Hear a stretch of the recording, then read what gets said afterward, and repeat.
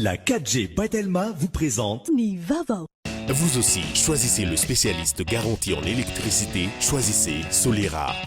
D'origine espagnole, représentant exclusif Batimax. Batimax, la qualité au meilleur prix. Nulchanao ni fampalalam Vaovao.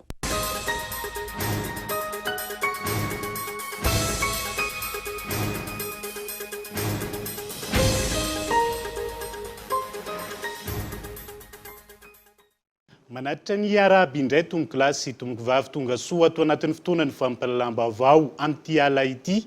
Asaina mpanajana ihany koa ianao anaraka ny antsipiriendry hatramin'ny farany. Anokafana izany volamena 5 kilao sy 5,7 grama saika ondrana ny Dobay no sariny faditsirana teny Ivato nampiarana tamin'ny asa tanana sary baobaba vita avy amin'ny vy. Olona iray izay tsy tompony entana sy ny fanapa-kevitra amin'izany no voatazona ary atolotra ny fampanoavana malagasy misehatra amin'ny fampianarana arany Dobay no andefasana ny entana rano fanazavana gay eto Andrianjilavo. Baobaba nitsatoka tsy raha atokana rao aveo dia nisy tongony aloha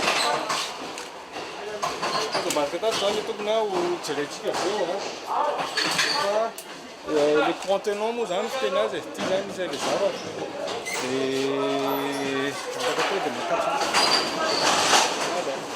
dia zany tokony anefa entina zavatra tokony anefa anjareo hoe zany petraka teo amin'le hoe déclaration de douane dia reto baobaba vy reto tenendry hoe tao anatiny dia le tongony teneniko anareo teo le hoe izy manko tsy maintsy desodene rehefa mbatoko zavatra ty ny tongony le izy. Araka izany volamena milanja 5 kilao sy 5,7 grama saika ondrana ny Dobay no sarony faditseranana teto Ivato. Hitantsika eo moa izy amina lamela zany anaovan'izareo anazy dia nataony anatina doublure na caisse zay hitanareo tany ambany ihany ny zavatra saika ondrana le ina moa ty ary baobab iny izy fa tao anatin'ny foniny iny zany asian'izareo ny volamena. Araka ny hitantsika teo fa tena matiana dia matiana ary rehefa fomba avo lenta no anaovany ina moa ty mpanondrana sy ny mpanao tsy mety zany amin'ny fanondranana antsokosoko ty reto arenam-pirenena reto Olona iray teratany malagasy no voasambotra, olona iray iraka raha ny fanazavana fa tsy ny tompony entana alefa. Malagasy, orinasa misy ifandraisana amin'ny Madagasikara iray any Dobay no nandefasana ny entana. Efa fantatra io orinasa io hoy ny ao anivon'ny faditseranana saingy aorian'ny fanadihadiana atao vao afaka mpahafantarana ny be sy ny maro. Ny olona saika anondrana moa zany dia malagasy. Matetika ny zavatra misy amin'ny zavatra ohatrantony dia tsy voatery ny tena tompony no misoratra amin'ny anarany na mitondra an'izy anondrana an'izy. Misy atao hoe mule zany hoe olona zay masaha manao sorona ny tenany amina zavatra ohatrantony ka izay indrindra no anaovana fanadihadiana ahafahana mijery hoe izy ny tena tompony satria matetika rehefa hitany atao ny fanadihadiana dia tsy aro eritreretina mihitsy hoe le olona anondrana anazy eo misoratra amin'ny antota taratasy no manana ina moa ty moyen ahafahana manondrana zavatra be dia be ohatran'ireto. Araka ny teny teo hoe raha ray tapitrisa$ ny vidiny dia fa any amin'ny 4 lavitrisy ariary ihany zany izay vidin'izay anina ty. Ka matetika le izy zany tsy le olona ny tena hoe manana mety hoe anana moyen nao anazy no amin'ny antota taratasy fa mampiasa mule zany mampiasa prétenant zareo ahafahan'zareo monsieur protégé derrière fa mandeha moa ny famotorana dia alefa any amin'ny fitsarana dia fitsarana no mandeha andraikitra mahakasika an'izay. Ny olona saika andeha anazy tany dia ohatrany hoe orinasa misy anarana malagasy ihany le izy. Tsy tononiko moa ny anaran'le société fa tany Dobay zany fa ohatrany hoe raha hitantsika ny caisse reny dia ohatrany hoe zavatra hoentina amina fampianarana formation culturelle zany nanaovan'izareo izy maskeny reny moa objet anaovana an'le fraude fa misy fandraisana sy ny ohatrany hoe misy fandraisan'ny Madagasikara foana zany le olona saika indray tany amin'ny entana tany Dobay. Infraction mixte ity nitranga ity raha ny fanazavana. Ny fandikana lalàna eo anivon'ny faditseranana ary ny fandikana lalàna eo amin'ny sehatra ny fitrandrana arenakibon'ny tany izay mbola voarara ny fanondranana makany ivelany amin'izao fotoana. Atolotra ny fitsarana ny raha ka ny fitsarana ny mandray fanapahan-kevitra amin'ny fanasaziana izay tompon'antoka amin'izao fanondranana ny tsokosoko izao. Misy hatrany ny fikasana hanondrana ny tsokosoko ary mihamafy zany amin'izao fotoana mampidy ny sisy tany izao, indrindra ho an'ny senranam-piaramanidina Ivato sy Nosy-be. Famijanona amin'ny vidiny mahazatra hatramin'ny 3 volana voalohany amin'ny taona 2022 ny vidin'ny solika eto Madagasikara. Na eo aza ny fitotongany sandany ariaryony teo anivon'ny ofisy malagasy des hydrocarbures. Anton'izany ny fiverenan'ny famokarana solika maneran-tany mifanaraka amin'ny filan'ny mpanjifa raha tokana ahitana fihenany izany vokatry ny krizy nateraka ny Covid-19. Abraham Randriamanana. Tsy miova ny vidin'ny solika eto Madagasikara hatramin'ny 3 volana voalohan'ny taona 2022 raha ny nambarany teo anivon'ny OMH na ny ofisy malagasy des hydrocarbures. Nanahitana fihenany aza ny sandany ariary eo anatrehan'ny euro sy ny dolara. Tsy ampisy fiatraikany amin'ny vidin'ny solika eto an-toerana izany hatreto. Mahatonga izany ny fiverenan'ny famokarana solika maneran-tany mifanaraka amin'ny filan'ny mpanjifa tao aorian'ny valanaretina Covid-19. Nidina ilay izy tamin'ilay crise mondiale satria niena be ny demande zany. Dia latsaka jusqu'à 17-20 dollars. Dia avy eo amizay nanao réduction de production ny mpamokatra eran-tany. Dia nanomboka miverina niakatra tsy moramora le vidiny teo amin'ny tsena iraisam-pirenena. Teo eo amin'ny 3 volana teo zay eo anelanela ny 40-45 dollars teo foana zao ny baril nandritra 3 volana stable, relativement stable. Miaka-midiny eo izy fa atao anatin'izay ataoko hoe fourchette zay zany ny prix amin'ny baril de brut de Brent.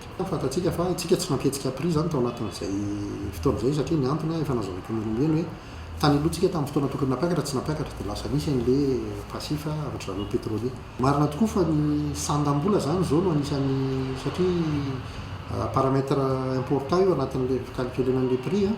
Io sandam-bola io zany tena mila rahana akaiky. Zay moa manaraka isan'andro miaraka amin'ny banque centrale zany amin'ny publication ataon'ny banque centrale. Dia zay koa efa manao kajikajy hoe mety ahoana ilay izy amin'ny 2021 Araka izany, miverina tsikelikely ny vidin'ny baril eo amin'ny tsena iraisam-pirenena raha nahitana fihenany izany nandritra ny krizy nateraky ny Covid-19. Ilaina fijerena manokana ny ahafahana mampiakatra ny sandany ariary isorohana ny mety hiakaran'ny vidy solika amin'ny taona 2022 raha ny fanazavana. Amin'ity taon'ity aloha zany tokony ho stable. Hitantsika eo ihany dia hatramin'ny faran'ny taona hoe ahoana ny mety évolution ny zavatra fa raha ny projection anananay sy ny information ananay tokony ho stable hatramin'ny faran'ny taona. Za koa mahita hoe angamba ny premier trimestre tokony mbola ho stable ihany koa satria no hypothèse zany. Satria natonga raha le vaccine tsy tonga akory dia hoe amin'ny 1er janvier dia efa ilamina daholo le aretina eran-tany. Dia hoe miverina amin'ny fiainana normale daholo maneran-tany fa tsy maintsy mandeha tsikelikely io. Fa mila mitandrina antsika zany surtout mety manomboka ny amin'ny 2e trimestre na ny amin'ny 3e trimestre, surtout zany 2e partie de l'année 2021. Hoe anahoana ny demande mondiale dia ahoana ny eto amintsika ny impact ny relance économique amin'ny sandam-bolantsika. Tsy aivina, mahery ny 504 ariary ny sandany euro iray tamin'ity androany ity, raha toa ka mahery ny 703 ariary ny dolara iray. Fa miariary amin'izao fotoana izao ny akony asa sy ny kajy apetraka ireo mpila ranondrano nahazo toerana manodidina ny filoha izay tsy mikajy afa-tsy ny fanenjehiny ireo izay vonina ampandroso marina ny firenena. Ivadika ho vato misakana ny fampandrosoana tiana apetraka izy ireo raha tsy misy ny fandraisana fanapahan-kevitra izy ireo izay iarahany rehetra mahita fa tsy nampahomby ny fitondrana teo aloha. Gaeton Andriantsilavo. Niverina tao anaty ady hevitra sy fanakalozana teny anivon'ny fiarahamonina ny tetikasa tanamasoandro tato ato, indrindra tao aorian'ny filazana tamin'ny fomba ofisialy fa afindra any Mertsiatosy. Tsara ho marihana, toerana efa natokana hanaovana sy ametrahana ny tetikasa tanàna vaovao na ny Nouvelle i Mertsiatosy tamin'ny andro ny tetezamita. Izany natao dia ho toy ny asa fananganana trano mora manerana ny nosy izay noraisin'ny ministeran'ny fanajariana ny tany tamin'ny alalan'ny analogue ny andro ny tetezamita hatrany. Aty aoriana no ny tafiditra ary nahazo toerana manodidina ny filoha ireo niaraka tamin'ny fitondrana teo aloha ny laza ary nampanantena fa eo ambotry manjaka ny toerana tsara indrindra norenana ny Nouvelle. Nandresy lahatra ny filoha ary ny laza tamin'izany fotoana fa efa vita avokoa ny etude rehetra ary efa nahitana vola anatanterahana io tetikasa goavana io. Nolazaina tamin'ny filoha ihany koa fa tany mpanjakana avokoa ny akamaroany tany eny ambotry manjaka ka tsy hisy ny olana manoloan'izany. Inona no nitranga? Ireny arahany rehetra mahita ireny. Rehefa tena iroso amin'ny fanatanterahana ny tetikasa, nipoitra avokoa ireo tompon'ny tany izay voalaza avy tany mpanjakana ka nijoro, tsy nanaiky hatramin'ny farany ny firosoana amin'ny tetikasa. Fanampin'izay, na ny teti-bola voalaza fa efa hita tsy nisy araka ny voalaza teo aloha. Ankehitriny, tsy maintsy niverina teny Mertsiatosy izay efa tany natokany ministeran'ny fanajariana ny tany ho amin'izany tamin'ny andro ny tetezamita hatrany. Ny tsara ho fantatra ary tsy tokony ho adino raha tiana ny ampandroso dia ny hoe matotsy naomby ny fitondrana teo aloha dia noho ireo manodidina ny filoha teo aloha hatrany, izay nampijabaka sy nanipy-hoditra akondro araka ny fomba fiteny mahazaritra ny rehetra. Ny sasany amin'ireo olona tompona andraikitra ambony nanipy-hoditra akondro sy nampijabaka ary tsy nampahomby ny fitondrana teo aloha ireo anefa dia tafiditra manodidina ny filoha ankehitriny ary tsy mahavita ny asa ny araka ny tokony ho izy fa lany fotoana mitsikera manenjika sy manaratsy ny asa vitan'ny hafa.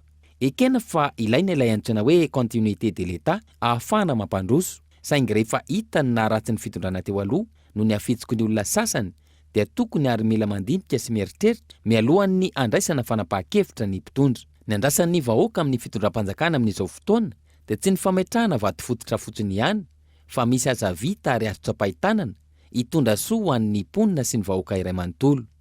Tokony hitandrina ihany koa ny manoloana ireo mpila ranondranony sy mpialokaloka ary indrindra ireo mpanipy-hoditra akondro sy mpamahan-dalotra ka tsy mikatsaka ny tombotsoa ho an'ny be sy ny maro. Eo amin'ny lafiny toe-karena kosa indray, isan'ireo orinasa mpamokatra lamba sy akanjo lehibe indrindra aty Afrika amin'izao fotoana izao ny orinasa Kotona ao Antsirabe, izay mamokatra lamba sy akanjo makany ivelany aty Madagasikara indray. Ireo firenendehibe toa any Eropa sy Azia no manafatra entana amin'izao fotoana izao. Kolo Antsirabe. Raha mpanondrana akanjo sy lamba no nahafantarana ny Chine hatramin'izay dia aty Madagasikara indray izy no manafatra entana amin'izao fotoana izao raha ny zava-misy eto amin'ity orinasa iray eto Antsirabe ity. Ny mpanjifan'ny division textile eto amin'ny Sokota dia misy ny any Eropa, dia misy ny any États-Unis, dia misy koa ny any Chine sy Australie izay manomboka mitombo. Zavatra mahavarina ihany izy ho an'ny mpanaraka ny fivoaran'ny varotra satria Chine taloha ny mpanondrana akanjo nefa izao mandray ny lamba vita aty amintsika indray dia efa misy fivadiana kely ihany zany. Manodidina ny 70 taona izay no nijoroan'ity orinasa ity. Raha eo amin'ny lafiny famokarana no jerena dia mamokatra lamba mirefy 2 kilometatra ary akanjo 20 tapitra isa-taona izay ahitana mpiasa manodidina ny 4,000. Sokota zany manana industrie textile, ataontsika hoe afaka sady mamokatra lamba no mamokatra akanjo miaraka eto Madagasikara. Izy ireo manao azay satria manana coton izy manao lamba dia manana coton laine izy manao confection. Amin'izao fotoana zany misy ny tissage dia misy ny blanchiment et teinture impression izay ny capacité zany 20 millions de mètres par an. Eo koa ny fanenonan-damba rehefa avy eo any amin'ny coton laine zany mahatratra 9 millions de pièces par an, zany hoe akanjo 6 tapitrisa isa-taona zany no vokariny. Araka izany dia anisan'ireo orinasa manamarika ny tanàna Antsirabe ny orinasa Kotona ary anisan'ireo orinasa mpamokatra lamba sy akanjo lehibe indrindra aty Afrika. Vaovao mahakasika ny fividianana kosa indray, anio ny safidy ny ankalalandro be ny tanàna tsy miankina. Mandritra izao fividianana izay ololo Madagasikara ho avy izao. Nitaondreo namany rehetra ihany koa izy ireo andray anjara amin'ny fividianana. Henri Florion. Amin'izao ankatoko ny fividianana izay ololo ny Madagasikara izao, naneo ny fahavononany haneo ny safidy ankalalahana. Ireo be ny tanàna tsy miankina tamin'ny fanjakana, nandritra ny fividianana be ny tanàna farany teo, izay manodidina ny 70 avy amin'ny faritany ny Antananarivo. Vonana tanteraka ny adidinay izay ary tonga hifidy ireo olona andrafitra ny atenimeran-dolona ny zoma fa 12 ny volana Desambra 2020 avy izao. Hita ny toy ny anak'Andriamaso ny fihavanana izahay ka hanaja ny safidiny tsirairay. Hikatsakatran'ny soiombonana sy ny fampandrosoana eo amin'ny komina misy anay tsirairay avy. Ka noho izany dia miantso ireo vondrokery tsy akanavaka eto amin'ny firenena izahay mba hifanometanana ho fampandrosoana ny Madagasikara. Etona koa izahay dia miantso manao antso avy amintsika mpifidy lehibe rehetra namana, na mpanolo-tsaina io na be ny tanàna, na lany tamin'ny antoko izy na lany tamin'ny tsy miankina, ary na mpanohatra izy na mpanohana ny fitondrana, mba ho tonga anatevina izao hetsika ataona izao. Miantso ny be ny tanàna rehetra araka izany sy ny mpanolo-tsaina izy ireo mba haneo ny safidiny sy andray anjara amin'izao fifidianana ho avy izao.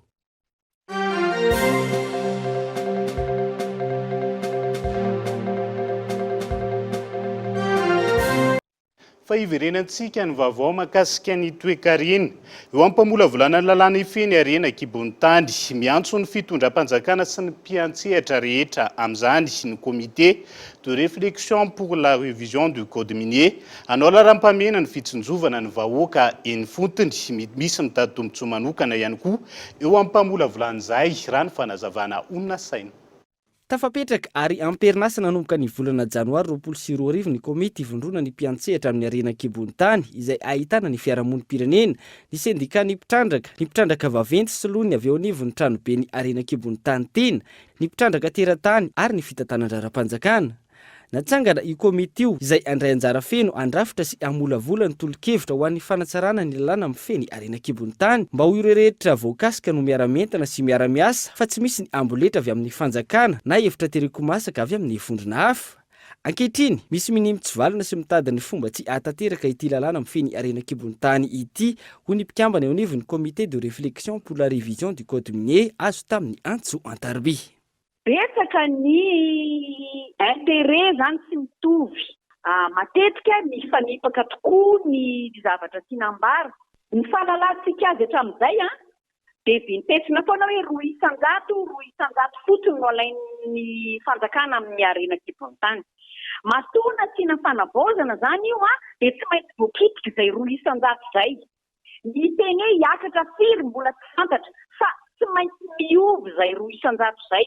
Sarotra ihany koa moa ny teny io ampidinina kun ny vahoaka azy efa menina hoe kely loatra le 200 zany hoe hiakatra io zany. Miakatra firy tsy nisy tapa-kevitra tao tsy nisy mbola nanao sosokevitra nizaniza fa nieritreritra hoe ary raha atao telo raha efatra raha dimy fa ny fantatra hoe hodiniana miakatra lay inona moa zany redevance minière zay ngamba fatadio tsara fa tsy redevance minière ihany ny karazana taxe na fiscalité miatra amin'ny arena kibony tany. Raha izao no mitohy ahina tsy ho tratra ny tanjona napetraka ho iatrany ny fanazavana ary ito tahaka ny ankehitriny ihany ny sehatra ny fitrandrana arena kibony tany eto Madagasikara saingy manao izay ho afany ireo mpiantsehatra ahafahana mitady vahaolana. Mbola kezaka raha ny fandehany amin'izao satria mbola misy tematika maromaro mbola tsy voadinika raha ny firafitra sy ny zavatra voakasiky ny lalàna mifeny arena kibony tany. Ao anatin'ny arena kibony tany moa zany ny tombotsoa dia hoe ho an'ny be sy ny maro. Ny fanjakana mahita tombony amin'ny vola voarainy avy amin'io. Ny mpitrandraka ihany koa zany mahazo ny hitsiny amin'ny fandoavam-piketra sy ny sisa. Ary ny vahoaka dia tokony hoe hisitraka an'io fitrandrana ny arena kibony tany io. Ny tena hita hoe mbola mavesatra be amin'izao zany dia ilay antsoina hoe fiscalité minière na hoe ny fandinihana ny karazana taxe na vola tokony alain'ny fanjakana amin'ny fitrandrana ny arena kibony tany io. Tsy vita mora zany resaka zany satria ny fitsinjovana ny tsirairay fandray anjara ao anatiny izay no manahirana be. Tsy hoe compliqué zany izy fa complexe. Zay ngamba n'le izy satria be dia be ny zavatra tsy maintsy dinihana ao anatin'le izy. Eo zany zao ny kamanao amin'ny komity eo amin'ny resaka hoe fiscalité minière. Efa indroa intelo no efa nasiana resaka le izy fa mbola sarotra be. Matoana tiana fanavaozana zany io dia tsy maintsy voakitika izay 200 izay. Ny teny hoe hiakatra firy mbola tsy fantatra fa tsy maintsy miovy izay 200 izay. Isan'ny zava-dehibe anatin'ny fanavaozana ity lalàna mifeny arena kibony tany ity ny fiahina ireo sosialin'ny mponina izay voakasika mivantana sy ankolaka amin'ny fitrandrahana ary ny fianona ny hevitr'izy ireo. Eo ihany koa ny fiantraikan'ny fitrandrahana ara-tontolo iainana, ny fiadina ny ampiakarana ny tombotsoa azon'ny fanjakana malagasy ary ny fahafahana manara-maso antsakany sy andavany ataon'ny orinasa mpitrandraka amin'ny fanara-maso ny bokina andraikitra. Raha tanteraka ireo amin'izao fanavaozana izao, antenaina fa ho ampinga ampandroso ny firenena ny fitrandrahana ara-dalàna ary ifanindran-dalana amin'izay ny fitsinjovana ny hoavin'ny taranaka. Fa iverenantsika ny vaovao mahakasika ny fampilezan-kevitra. Mitoetra ny fampilezan-kevitra ataon'ny kandida larana faharoa ao ambely tantokana. Natolotry ny antoko malagasy miara-miaingy ka natao amin'ny distrika n'Antananarivo Atsimondrano nanohizana izany. Namafisy loha listra fa manana andraikitra lehibe amin'ireo ben'ny tanàna sy mpanotsain'ny komuna izay olona ankoatra ny famolavolana lalàna. Nela Ranevison. nampahafantariny ny kandida natolotry ny antoko malagasy miaramiaingy amin'ny fifidianana oloolon'ny Madagasikara nandritra ny fampelezan-kevitra natao ateny amin'ny distrika any Atsimondrano Androany fa ny loholona no tena hiara-iasa sy fanosina amin'ireo mpifidy vaventy amin'ny fampandrosoana ny commune. Raha ny fanazavana hatrany, ny loholona no hitondra ny tenin'ireo mpifidy vaventy eny amin'ny ambaratonga-pahefana ambony sy ireo mpiara-mombonantoka. Ka izay olona tena vonona hiantsoroka izany adidy izany no tokony ho fidian'ireo mpifidy vaventy amin'io fifidianana io ka tsy tokony hijery loko politika. Akoatra ny mamolavola lalàna dia tsiny izany fa ny fisolotena eo anivon'ny vondro mahokaparika hitsinja ara-pahefana sy misahana ny resaka ara ekonomika sy ara sosialy. Sehatra lehibe izany ary tokony akany gouvernemanta efitra ny amperimera ndolo. Ny loholona teo dia toko manana tamerina raika aminareo olo mpifidy vaventy. Toko manana didy ny loholona mikapoka miaraka aminareo izay efitra rehetra azo entina sy mitady ny enti-manana mba ahafahanareo misahana atsaka sy anavany ny commune izay nametrahany vahoaka fitokisana aminareo. Notsindriny manokana tamin'izany fa tsy tokony hijanona fotsiny andany lalàna eny amin'ny antenimeran-doolona ny loholona fa tokony hijery ifotony ny olana sedrain'ireo commune na eo amin'ny lafiny maha-olona izany na eo amin'ny lafiny ara-materialy.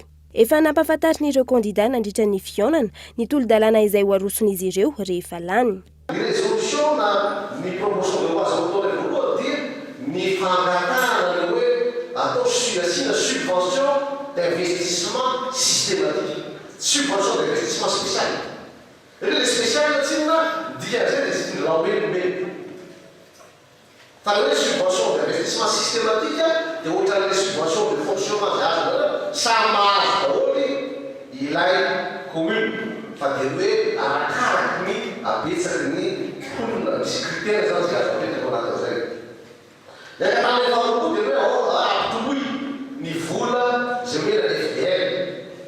Satria amin'izao fotoana amintsika amin'ny resaka izao mbola 5% dimisan'izany ny vola ho tetim-bola-panjakana ihany manaty vola mokapaty sy tapahefana. Tsy ho diso hoy ireo kandida mitarika ny laharana faharoa ao amin'ny bulletin tokana natolotry ny antoko malagasy miara-miaingy raha any amin'izy ireo ny safidin'ireo mpifidy vaventy ka manome toky izy ireo fa ny fampandrosoana no tanjony.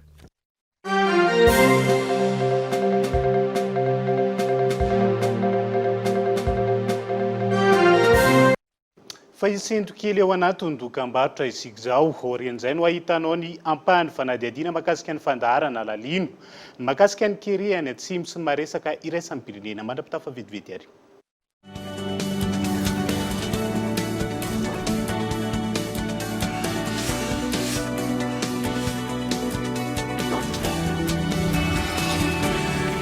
Manandanja ny safidinao, safidy ahanosy maitso indray any Madagasikara.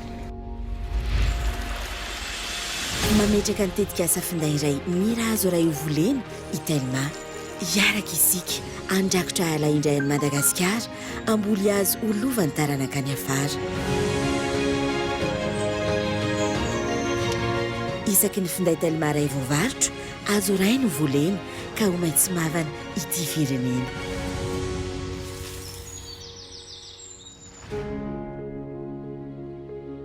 Safidiko maitso malagasy.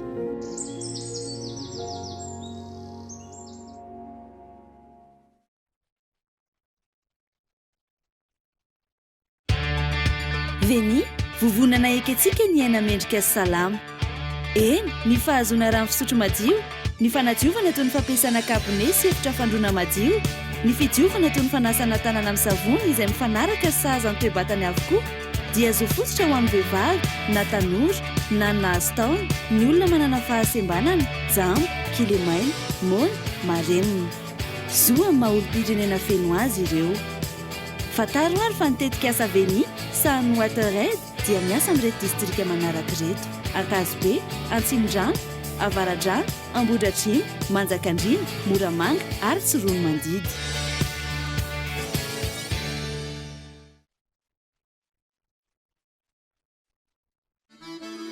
ao anatin'ny fankalazana ny fahazatotonany ny antenimeran'ny varitra sy ny indostria an'Antananarivo na ny chambre de commerce et d'industrie d'Antananarivo dia manasantsika rehetra anjifa ny vita malagasy ao amin'ny voatra 24 andiany fafito izy valandresaka atrikasa fampiofanana ary fampionana amin'ny sampandraraha etsika varitra fampiratsiana ahitana ny vokatra malagasy amin'ny sehatra rehetra ny 5 ka hatramin'ny 9 ny volana novembre ho avy izao atao eo amin'ny annexe CCIA Antanimena voatra vita malagasy miavaka.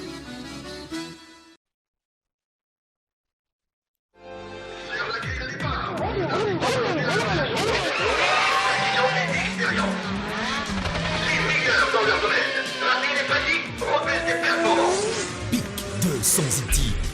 Bic Confort 2. Bic 3 sans éthique. Bic Flex 3. Bic Flex 4.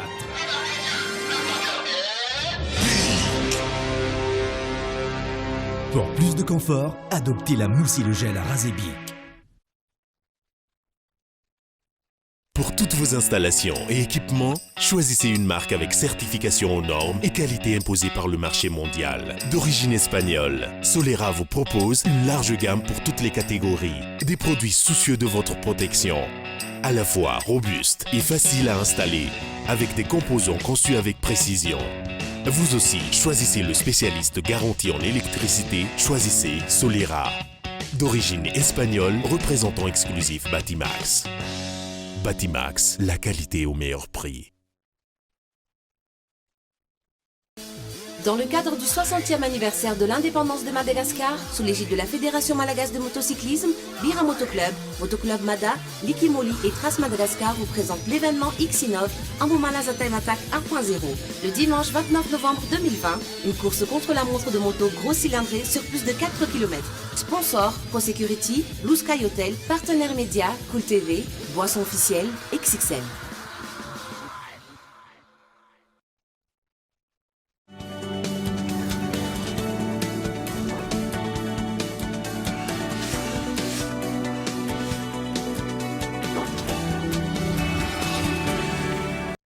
Anohizana ny fampahalalam-baovao amin'ity ala ity manay mafy ny fisian'ny fanodikodinany ireo fanampiana tokony hositrahan'ny mponina kiri any atsimo ny zanaky ny faritra mangata karak'izany izy ireo mba ho ny sefoko tany avy hatrany no iara-iasa mivantana amin'ny fanjakana sy ireo mpiara-miombonantoka fa tsy andalo be ny tanàna intsony ny zanaky ny faritra izay anao hetsika tolo-tanana sy fampisehoana amin'ny ireo prêtre ny drazana Gaëtan Andriansilavo.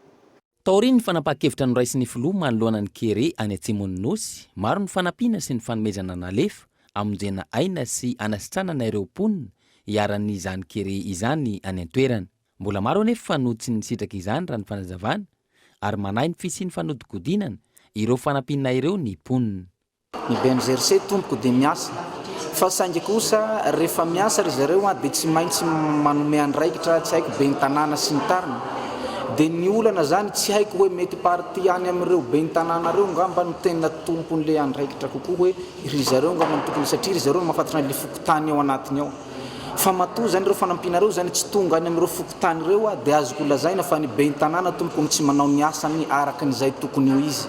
Raha ny be ny tanàna amin'ny toerana misy anah tompoko eto zao mijoro dia afaka miteny anah fa tsy tonga any amin'ny fokotany misy ny ray aman-dreniko izany fanampiana zany. Nefa zao mahay tonga tany zao nahita nisy an'izany tonga tany amin'le komina nisy le izy nandalo fa tsy haiko hoentinaiza na hoentinaiza kosa aloha fa nandalo tao amin'le komina fa maninona tsy tonga any amin'le fokotany nafezindry zareo any amin'le misy anah izy. Dia izay izy fa zareo say manao ny asana ny BNGRC fa misy tsy ampy eo dia misy fanatsarana ao amin'le komina mihitsy no tokony misy fanatsarana hoe mba tena ho tonga any amin'ny fokotany tompoko fa tsy eo amin'ny komina fotsiny. Izany hoe tsy fanana ny be ny tanàna le varya tsy omena ny be ny tanàna fa omena ny vahoaka eny amin'ny fokotany tsirairay avy. Isy raha ny fanazavana ireto zanaky ny faritra ireto ny tolo-tanana atao ho an'ny piraitan-drazana fampisehoana ny 20 ny volana novambra izao iarahana amin'ireo mpanakanto avy any atsimon'ny nosy. Mandritra io fampisehoana io ihany koa no andraisana izay fohy sy atolotra ireo malala-tanana rehetra ka aterina mivantana any an-toerana. fa isan'ny nampiavaka ny malagasy fahiny ny fandalana ny soatoavina sy ny firaisan-kina ary ny fihavanana eo amin'ny mpiarabelona. Efa manomboka lefy izany amin'izao fotoana izao noho ny antony maro. Mbola mitoetra ao anatin'ny fokotany, ao anatin'ny komuna Andriambilany ny firaisan-kina ny mponina noho ny fametrahan'izy ireo ny kianja iombonana. Ny zava-misy mahakasika izay indray no arahanao anatin'ny fandaharana alalino raha mipitso amin'ny 7 ariva raha ohary ny ampahin'izay.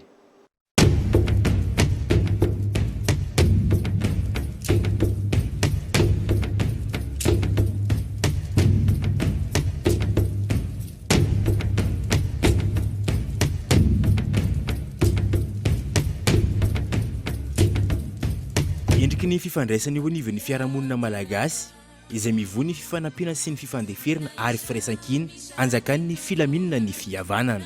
Amin'ny heviny mifitana manondro ny fifandraisan'ny olona iray fianakaviana ny fihavanana ary azo tanterana izany eo anivon'ny fokotany mitatra makany amin'ny komuna hatrany amin'ny firenena iray manontolo ny fanamafisana ny fihavana sy ny fifankatiavana ary ny firaisan-kina. Toy ny firenena rehetra manana ny kolontsaina mampiavaka azy ny malagasy. Mibosesika sy manao be fiavy eto amintsika ny kolontsaim-bahiny ankehitriny. Koa tsara ny manao jeritodika ahafahana maritra ny hoe aiza ho aiza i Madagasikara sy ny malagasy. Miainga eny fotony ny fanarenana indray ny firenena na teo aza ny tarazo navelan'ny mpanjanatany sy ny krizy politika nifandimbo teto amin'ny firenena sy ny fandrosoany ny teknôlôjia.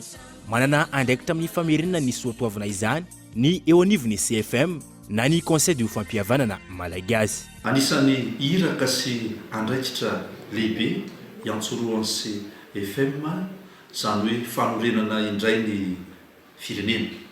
Ka ny fototra hanorenana ny firenena dia zay le hoe fivoizana ary fikarohana, famelomana sy famerenana ary fiainana sy fivelomana zany soatoavina zany ho fototra iray lehibe hananganana ny firenena indray. Zany sanatria nofinofy fa tena mbola azo iainana ary mitondra fiarahamonina sy fiaraha-miaina lavorary ahafahana miara-miasa ho amin'ny fampandrosoana. Mampiavaka sy mampatanjaka ny firenena iray ny fanajana ny soatoavana sy ny kolontsainy. Ho antsika malagasy manokana tokony ho hita taratra amin'ny fiainana andavanandro ny fiainana izany fifankatiavana izany. Mipetraka ny fanontaniana ankehitriny amin'ny hoe mbola misy ve ny fokotany sy ny fiarahamonina mandala ny soatoavina ary manome lanja ny fihavanana sy ny firaisan-kina. Hoentinay any amin'ny komuna Andriambilany ianao manomboka eto hijery ny zava-misy any am-ponina ao anatiny. Nametraka ny antsoina hoe kianja iombonana izy ireo ao anatin'ity komuna ity. Lafomba vao afa tanteraka kosa indray ho tanterana ny 7 ny volana Novembre zao ny fifaninanana ho an'ireo godiaran-droa antsoina hoe Ambomalaza Dimataka atao eny Ambomalaza Merkasinina. Ampiavaka ity andian'ity ny fanaovana olaram-pamena ny mpandray anjara sy ny mpijery hoy ny mpikarakara.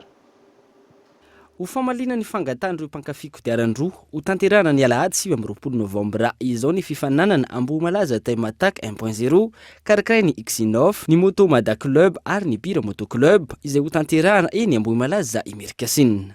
Io zavatra atao io course contre la montre sur 4 km 3. Zay zany no tracé atao amin'io andro io. Rose cylindré no mifaninana eny zany. Misy kategoria anaky 7 fa ny tena mampiavaka zany amin'io dia ataontsika raitra be mihitsy ny resaka sécurité satria tiana ho championnat de Madagascar izy amin'ny herintaona. Midika zany fa tena entitra mihitsy na ny fédération na ny fanjakana na ny momba ny resaka équipement zany zay atao amin'ny X9 dia miara-miasa amin'ny olona maro. Ny mpilalao dia tena efa vonona tsy misy hoe maka risque déraisonnable fa zay mihitsy hoe natao idina ny lalana ahafahan'ny ankizy sy ny lehibe ny lalao. Hosokajina 7 ireo mpilalao arakaraka ny tanjaky ny moto entin'izy ireo raha ny fanazavana ananana endry dalao mahafaly ny mpijery sy anome aina ny fifaninanana. Aty 1.0 ity dia anaky 7 ny chauffeur, trail, maxi scooter, roadster, super motard, sportive ary custom ou vintage. Custom sy vintage ampiarahany amin'ny kategoria iray mitokana ihany. Dia ny roadster sy ny sportive mbola misy sous-catégorie izany hoe entre 400 et 600 cc, 600 à 900 ary ny lycée mihoatra zany zay no sous-catégorie ao anatin'ny faninanana. Raha mpitsy no anao ny reconnaissance ireo mpandray anjara izay eo ambany fanaramaso ny fédération ny motocyclisme ary andeha tongotra ny pilote amin'izany ho saziana ireo izay mitaingina ny moto hitsapalalana. Alohan'ny korsa kosa no anatanteran'ireo pilote ny essai hoy ny mpikarakara. Ny fifaninanana ambohy malaza Time Attack 1.0 izay toana ny Cool TV FM ary ampitaina ao anatin'ny fandarana mekamag ho an'ireo izay tsy afaka hanatrika mivantana ity fifaninanana ity. Fa nanomboka omaly ihany koa ary toira mpitso ny hetsika video game weekend etsy amin'ny Cinepax. Ity hetsika ity izay miavaka tsy toy ny mahazatra amin'ny filalaovana ny jeu maro samihafa amin'ny alalan'ny écran lehibe izay fampiasa amin'ireny sinema ireny. Henri Florian. Tafiditra ao anatin'ny fankalazana ny andro iraisam-pirenena ho an'ny lalao antsarina ny jeu vidéo izay marina isaky ny 2020 ny volana Novembre. Mikarakara ny video games weekend ny Cinepax Madagascar amin'ny ity farany herinandro ity nanomboka androany ary farana ho andro ny andro ny rapitso. Maro ny hetsika tontosaina mandritra ny roa andro izay toy ny compétition amin'ny fighting games Tekken, Street Fighter 5, Dragon Ball Fighter Z ary ny sport game. Miavaka tsy tahaka ny mahazatra ny hetsika raha toa ka lalaovina amin'ny rony écran lehibe fijerena sinema ireny ny jeu vidéo rehetra. Mifaly daholo aloha raha ny hoe publika nanontanianay teo aloha dia afa-po daholo zareo. Tsy mitovy amin'ny hoe any an-trano na amina écran kely zany ny milalao jeu en salle dia tena hoe expérience voalohany ho an'ny zareo ihany koa le milalao jeu vidéo sur écran géant miaraka amin'ny feo zany mazava ho azy feo ohatran'ny hoe mijery film mijery cinéma en salle zany. Et donc on est plutôt satisfait zay afa-po tsara zay amin'ity hoe premier jour ity zany zay tena hoe afa-po Loka maro samihafa eo koa no zaraina ao anatin'ity lalao ity raha ny nambaran'ny mpikarakara. Ana première édition koa le izy faly zay hoe azo lazaina hoe betsaka zany na haino an'le izy deuxième édition angamba ny nonay fa hivoatra kokoa fa neny fighting games zao c'est-à-dire Street Fighter, Tekken, c'est Dragon Ball Z, manette personnalisée, si code PSN nous a tout le Gascom, wani voalohany faroa, de forfait internet ni a tout le Orange Madagascar, wani fatel. Deuxième jour, wani tournoi FIFA. Efa maromaro ihany koa zareo dia izay no nampatonga ny zareo hoe natokana mihitsy ny ho an'ny andro anankiray satria somary betsaka kokoa par rapport amin'ny fighting games. Ho an'ny andro voalohany androany maro ireo olon-tsotra tonga mba handray anjara sy hanandrana an'izany jeu vidéo amin'ny écran de cinéma izany. Ho an'ny andro ny androany azo lazaina fa afa-po ny mpikarakara. Ny video games weekend izay hetsika karakarainy Cinepax miaraka amin'ny Orange Madagascar sy ny Cool TV ary ireo communauté gaming eto Madagascar. Mety hoe raha-pitsy 2020 Novembre araka izany ny video games weekend miaraka amin'ny FIFA 21 ary mahazo loka avokoa ireo mpandray anjara rehetra. Fa samba ny tao amin'ny nosy Sakaty izay isandreo mandrafitra ny nosy be Elville no nisy sekoly. Mpandrarara mpizahantany nahita ireo ankizy mirenireny no nanapa-kevitra nokatra izany. Raha ny tafa ny fanaovana tamin'ireo ankizy maniry te ho lasa lavitra izy ireo ampandroso ny firenena onasaina. Nosy Sakaty isandreo tany masarika mpizahantany eto nosy be Elville no ny fananany ranomasina sy toram-pasika miavaka. Raha ny fanadihadinana tao, tsy misy mianatra ny 700 ankizy eto amin'ity nosy iray ity fa manampy ireo ray aman-dreny mitady vola ny ankamarony. Noho ny fahitana izany no nahatonga ity mpandraharaha vahiny iray sy ny mpiara-miasa aminy hanokatra sekoly ka izay ampahambola azo amin'ny mpizahantany no hanampiana amin'ny fampihodonana ny sekoly. La création d'une école primaire maternelle. Ny antony nanorenana ity sekoly ambaratonga fototra ity mba hanomezana fanantenana ho an'ireo ankizy na lahy na vavy hampianatra mba ho amin'ny hoavin'izy ireo hanana asa ahafeny fiteny vahiny anatin'izany ny teny frantsay, anglisy ary italiana izay zava-dehibe eto Nosy amin'ny mahatoerana mahasarika mpizahantany azy. Ireo ankizy ireo izay hitanay mirenireny rehetra eny fotsiny mibata entana sy ny maro hafa ka nanosika anay hanokatra ity sekoly ity. itoanay ny fitaovam-pianarana rehetra toy ny tablier, kitapo, boky sy izay rehetra ilaina amin'ny fianarana ary mbola manan-kevitry ny ampivoatra ny fitaovana enti-mampianatra ihany koa izahay. Et des autres choses que on a des idées encore à apporter des améliorations. Araka ny tafany fanaovana tamin'ireto ankizy izay eo anelanelany 4-12 taona, misy amin'izy ireo no maniry ny andray andraikitra eto amin'ny firenena, antony mahatapa-kevitra azy ireo hianatra. Za tiagna président république. Ino itiava laza asa zay? Mamelogno vahoaka, sady mikarakara vahoaka, sady mahazo vola. Ino ny asa tianao atao rehefa lehibe? Magnano dokany. Magnano mandafiraha. Ino ny itiavanao mandafiraha zao? Mahazo vola. Dia rehefa azo vola atao ino? Vidinako raha koa boko lafo ndraiky koa, boko mahazo vola koa za. Peu. Ya, ino asa tiana atao fitaliana rehefa lehibe? Manjaitra. Manjaitsy lamban'olo, boko manjaitsy lambanakay, boko mahazo vola. Ino asa tiana ataon'ny tinam-poizina rehefa lehibe? Dokotera. Ino itiavanao dokotera zay? Mahazo vola, boko mampiteraka, boko magnaza olo. Za menatra mafy, vao tonga dokotera. Mavitrika ireto ankizy reto ny mpampianatra azy ireo ary vitsy no manapaka ho fanatratrarana ny tanjony tsirairay avy. Safi nanao l'école eto zay le vazaha io atao hoe Alberto mba tsy hidrika amin'ny jeratsy zay le ankizy no sady mahay mamaky teny, mahay manoratra, mahay manisa koa. Aveo zegny tsy lasa manao jeratsy mirenireny magnaraka lalagna regny fa mampisy problème be zegny. Nataony ankizy teto zegny ohatrany mirenireny fotsiny, mandeha mirisky amin'ny reny vazaha reny amin'ny la plage reny. Raha miroborobo sekoly ny ankizy zany tsy lasa mirenireny fa mety tafaboaka reo zany fa mahay mamaky, mahay manoratra fa lereo zany mbola ohatrany timide be fahitatsika izy reo. Raha mitondra ny anjara birikiny amin'ny fampandrosoana ny firenena tahaka izao avokoa ireo mpandraraha eto amintsika ho lasa lavitra i Madagasikara.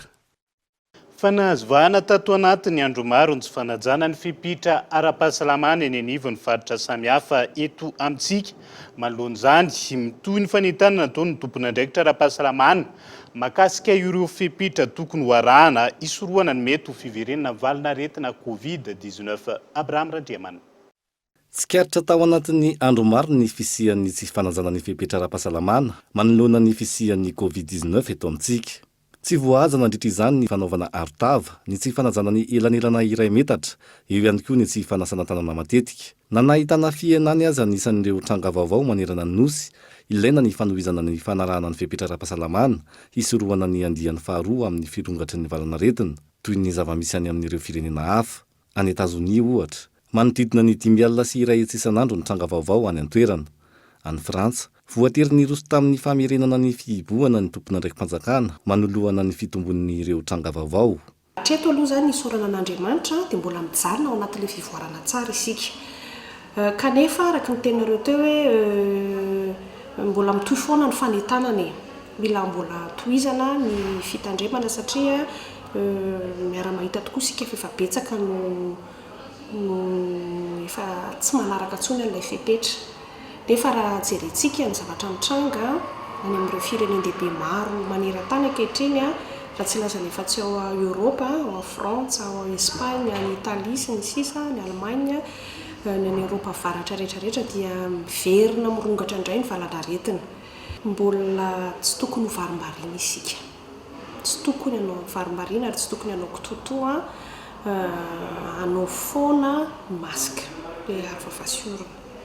Tsy mahafaty antoka manao an'iny. Efa fantatra fa mahomby iny amin'ny fisorohana ny fiparitahan'ny tsimokaretina, mahomby iny amin'ny fisorohana ny tsy hatongavan'ilay tsimokaretina na ny otrika aretina hafa koa zany any amin'izay tsirairay manaja izay. Maherin'ny 7,7 alina sy 5 hetsy sy 7,20 tapitrisa ireo olona voatily fa mitondra ny tsimokaretina coronavirus maneran-tany. Mitotaly 4,7 alina sy 3 hetsy sy 1 tapitrisa ny maraina teo ireo namony ainy vokatr'ity valanaretina ity, ary maherin'ny 29,9 sy 4 alina sy 4 hetsy sy 13 tapitrisa ireo sitrana soamatsara. Tsy ahivina na efa ao anatin'ny fihazakazahana amin'ny fitadiavana vaksiny fanefitry ny covid-19 azy ireo manampahaizana maneran-tany tsy mbola misy hatreto ny fanafody ekeny rehetra mahasitrana ity aretina ity. Eo amin'ny pejy ny fanatanjahantena kosa indray, ankoatra ny fanomanana ny lalao ifanitsanana ho an'ny CAN. Isan'ireo lalao mbola miandry ny ekipa pirenena malagasy ihany koa ny fanitsanana andehanana amin'ny Coupe du Monde 2022 any Qatar.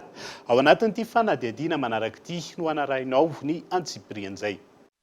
Ankoatra ny fifanitsanana handehanana any amin'ny CAN, anisany mbola adogoavana miandry ny baren'i Madagasikara ihany koa ny fifanitsanana handehanana any amin'ny Coupe du Monde 2022 atao any Qatar. Ao amin'ny vorona juin misy any Madagasikara miaraka amin'ny RD Congo, Benin ary Tanzanie.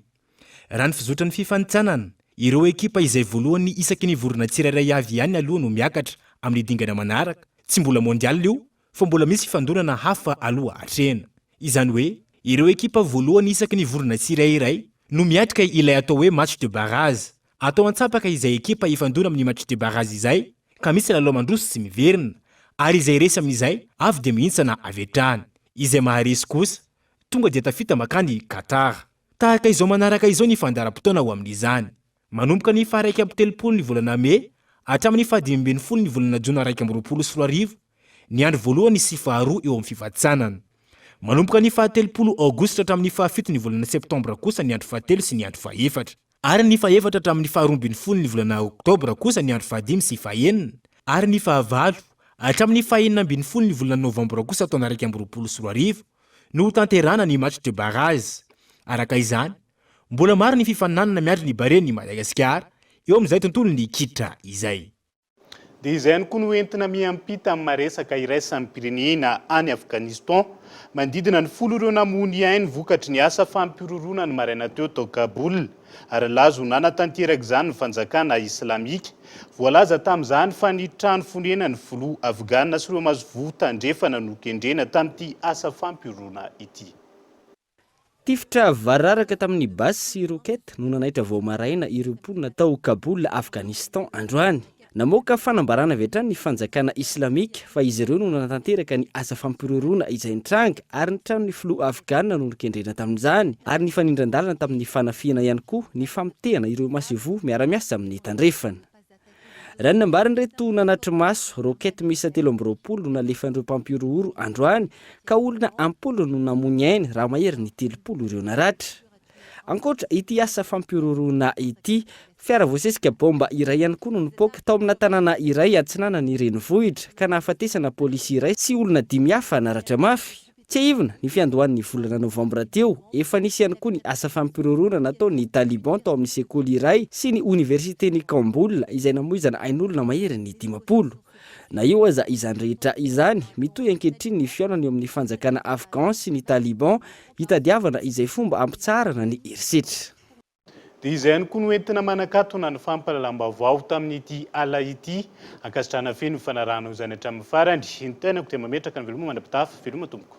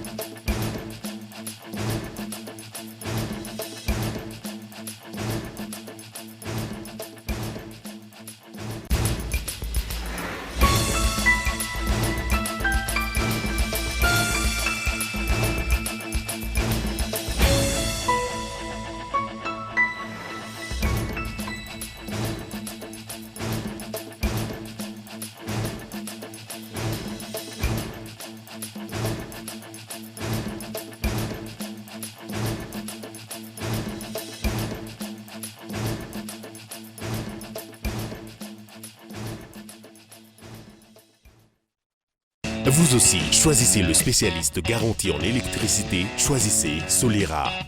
D'origine espagnole, représentant exclusif Batimax. Batimax, la qualité au meilleur prix. La 4G by Telma vous a présenté Vaovao.